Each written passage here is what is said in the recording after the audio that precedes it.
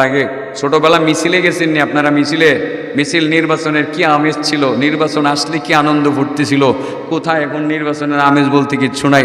মাসুদ ভাইরে দেখলাম শুধুমাত্র ফেসবুকে একটা স্ট্যাটাস দিছে যে আমারে আপনারা ভোট দিয়েন, দেখা উনি আর কোথাও ভোট চাইতেও গেছে না, মিছিলও নাই, মাহফিলে এসে বসে রয়েছে। এই যে আমি দেখতেছি, কই আমি দেখছি তো, এই যে বসে রয়েছে। নির্বাচনের আমেজ হয়ে গেছে। আগে নির্বাচনে যাইতাম 2-4-5 ঘন্টা মিছিল করতাম, মিছিল করতে করতে কাহিল হইলে খাওন যে কি মজা লাগছে।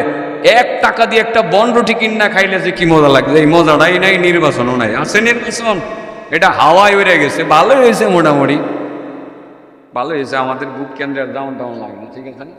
এটা কেমন বালা হয়েছে যে এটা আপনারাও বুঝতেছেন আর আমি তো বহু আগেই বুঝতেছি। এই মজাটা গেল কই আল্লাহ? আমাদের এই মজাটা ফেরত দেখ। এই মজাটা পাইতেছি না আল্লাহ, যার কারণে মজাটা উঠটা গেছে গা। আল্লাহ তুমি তারে উড়াই লয়ে দাও গা। আল্লাহ সবাই পারে।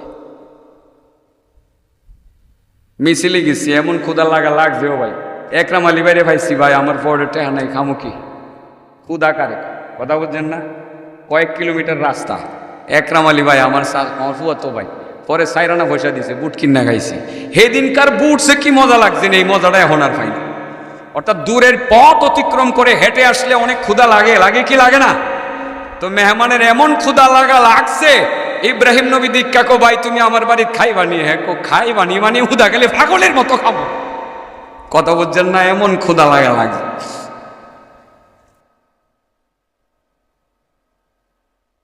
সময় আসেও হয়েছে বিষয় দিবে চাইলাম। হুজুর আইছে, আমি হুজুরের হাসিটা দেখছি, তাহলে একটু ভাও আছে আমার। আমি আবার তাড়াতাড়ি গুছাইতারি, দেখেন জিন্দেগি কেমনে গুছাইলে। এটাও কিন্তু একটা আকর্ষণ, ঠিক না বেটি? এটা কইলো, এটা কই আবার গুছ। ইব্রাহিম আলাইহিসসালাম মেহমানরে কইছে ভাই খাবেনি? হোম খামু। উনি তো আসলে মুসলমান, ও মুসলমান চিন্তা করছে না। এটার নাম হইতো ইসলাম। এটার নাম কি? আরে ক্ষুদা লাগছে হিন্দু ভদ্রলোকের, তারে আমার ঘরে নিয়ে বসাইয়া খাওয়ামো, এটার নাম ইসলাম। আর এটার নাম ইসলাম। তো হিন্দু লোক কষ্ট করতেছে না খেয়ে, তার বাড়িতে 1 মণ চাল কিনে পাঠিয়ে দিবেন, তার নাম ইসলাম। এই শিক্ষাটা ইসলাম আমাদেরকে দিছে। ইব্রাহিম নবী বাড়িতে নিয়ে আসছে, ভাই বিসমিল্লাহ খাওয়ান শুরু করো। বেড়া তো বিসমিল্লাহ জীবনও শুনছে না। কথা বলছেন না? কো ভাই বিসমিল্লাহ কি? আল্লাহর নামে শুরু করো। হ্যাঁ ভাই আল্লাহ কি আমি বুঝি না। আরে যে আল্লাহ রিজিক দিছে, আসমান দিছে, জমিন দিছে, তোমারে দিছে, আমারে দিছে, হে আল্লাহর নাম নিয়ে শুরু করো। এটা কয়টা আমি পারতাম না, গাওরা আসিল আর কি, বুঝলেন না? এটা পারতাম না। না পারলে যে আল্লাহর রিজিক তুমি খাইবা, ওই আল্লাহর নাম নিতে পারতা না, তাহলে তুমি তো খাইতে পারবা না। যাও গা, কো জামুগা, তবু আল্লাহর নাম লইতাম না। কেমন গাওরা চিন্তা করছেন? ওরে জায়গা। সাথে সাথে আল্লাহ রাব্বুল আলামিন ইব্রাহিম নবীরে ডাক দেখো, ইব্রাহিম সারা পৃথিবীর সবাইকে আমারে ডাহে? না ডাহে না। সবাইকে আমার নাম লয় না, তো হেরারে কেডা খাওয়ায়? আল্লাহ তুমি খাওয়াও। এত এত কাট্টা কাফের আমার নাম লয় না, লক্ষ লক্ষ কাট্টা কাফেরকে যদি আমি খাওয়াইতে পারি, তুমি একটা কাট্টা কাফেররে খাওয়াইতে পারলা না? ইব্রাহিম ভুল করে লাইছো। ইব্রাহিম নবী আবার বুঝছিনি বুঝ বলতো হয়ে গেছে। এবার কি করি মহা মুশকিল। এবার দিছে দৌড়, গিয়ে দেখে একেবারে গেছে গা দিলালপুর নৌকাগাড়া। ভাই আমার বাড়িতে তুমি খাইবা? না খাইতাম না। তুমি কি কও বিসমিল্লাহ বলতাম, এটা আমি পারতাম না। ভাই তোমার কিচ্ছু কম লাগতো না, খালি খাইবা, তুমি খালি খাইবা। তাইলে অসুবিধা নেই, দস্তরখানে খাবার রেডি করছে, এবার আর কিচ্ছু করে না, ভাই তুমি খাও। এর কথা হইলো একটু আগে আমারে উড়াই দিল, আর এখন জামাই আদর করে খাওয়াইতেছে। কারণটা কি ভাই? ইব্রাহিম তুমি আমার এখন জামাই আদর করে খাওয়াইতেছ, কারণ কি? এখন তো কিছু কওটাও না।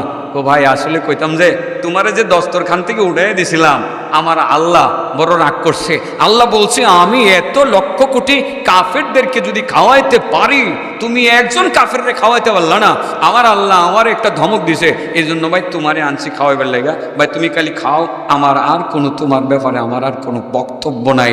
সেই কাফেরে কয় ইসলাম বুঝে এত সুন্দর, ইসলাম বুঝে এত সুন্দর, আল্লাহ এত ভালো, আল্লাহ এত বড় মেহেরবান, ইব্রাহিমের ধর্ম এত সুন্দর, ইব্রাহিমের রব এত নেই নীতিবান, এই ধর্মটাই তো সত্য। ভাই ইব্রাহিম আমি খায়ামু কথা ঠিক, কিন্তু আগে তোমার ধর্মটা কবুল করবো, এরপরে খাও।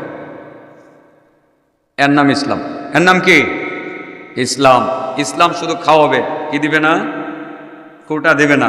যারা খুঁটা দিবে তারা জাহান্নামে যাবে, হাসরের ময়দানে আল্লাহ তাদের দিকে ফিরে তাকাবেন না, কথাও বলবেন না।